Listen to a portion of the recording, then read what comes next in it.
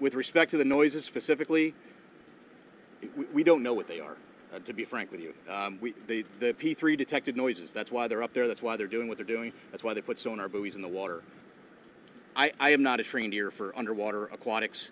That's why we have a team of experts that are analyzing that data. That data was sent immediately to the Navy last night, and it was analyzed overnight. They're still looking at it, but I can tell you that it's inconclusive.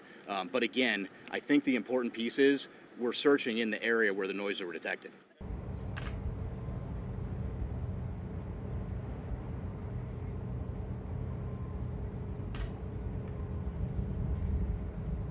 Listen, I think you need to be careful. We need to have hope, right? But I can't tell you what the noises are. But what I can tell you is, and I think this is the most important point, we're searching where the noises are, and that's all we can do at this point.